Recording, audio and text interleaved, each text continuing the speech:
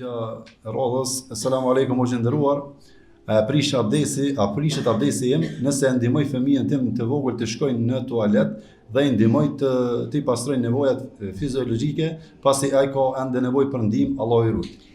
Wa alaikum assalam wa rahmatullahi wa barakatuh. Abdesi nuk prishet. Nonës e cila e pastron fëmijën e vet nga papastërtia. As nonës, as babës, as kërkuna hiç, po në këtë rast e përmerrmi nonën se shumicën e rasteve nona mirret me këtë punë. Papastërtia, jo veç fëmijës, edhe më kon të punuen kanalizim i madhe në jashtëqitje të mëdhajve, nuk i prishet abdesi pse e ka prek ato që është e flisht. Domethënë nuk prishet abdesi i nonës ose i dikujt prej anëtarëve të familjes, i cili e ndihmon për fëmijën e vet e pastron pasi që e kryen nevojën për shkak se ka nevojë. Abdesi nuk prishet.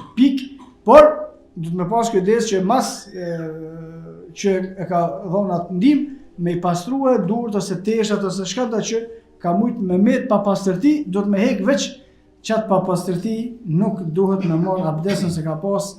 Wallahu a'lam. Allahu shpëlbeft hoxh. Pyetja radhës, Assalamu alaikum o gjendëruar. Vjera ime do të lindë një fëmijë në të njëjtën kohë si unë.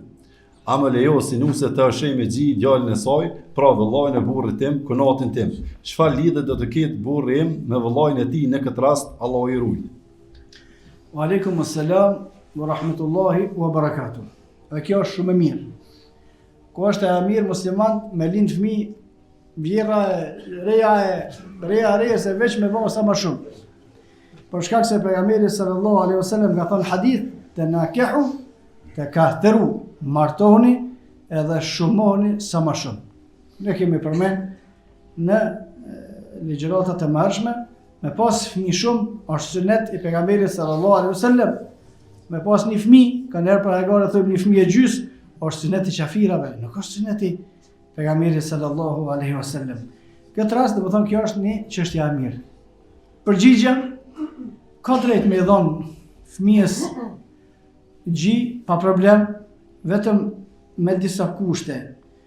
Prej kushteve që ka përmend Imam Muslimi në Sahihun e tij, pejgamberi sallallahu alaihi wasallam ka ndaluar me i dhonë fëmijëve gji me qëllim për mi bë vllazni. Kjo është haram. Lejohet me i dhonë fëmijëve nëse kanë nevojë. T'kuna do. Edhe ata pastaj bëhen vllazni e motra.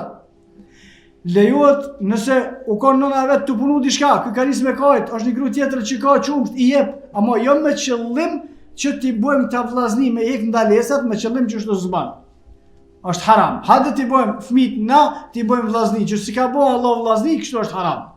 Do të thonë me qëllim me dhënë qumsht që në të ardhmen në të jenë vllazni, të kenë drejt me nejt, e me fol, e mos kënë drejt më martu ato ndalesat që vinë, që shto është haram. Por, nëse paraqitet nevoja, me dhonë reja në këtë rast i bjen me dhonë gjik kunatit vetë, vllavit burrit vetë, qështu, nëse e kuptova mirë pyetjen. A lejohet? Lejohet.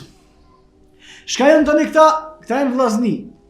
Përveç që është, njoni është migja, njoni tana është nipi kështu, në të zakonshme, në aspektin e qumshit këta, bëhen vllazni dhe i kanë të gjitha dispozitat që i kanë vllaznit nëpërmjet qumshtit. Wallahu a'lam.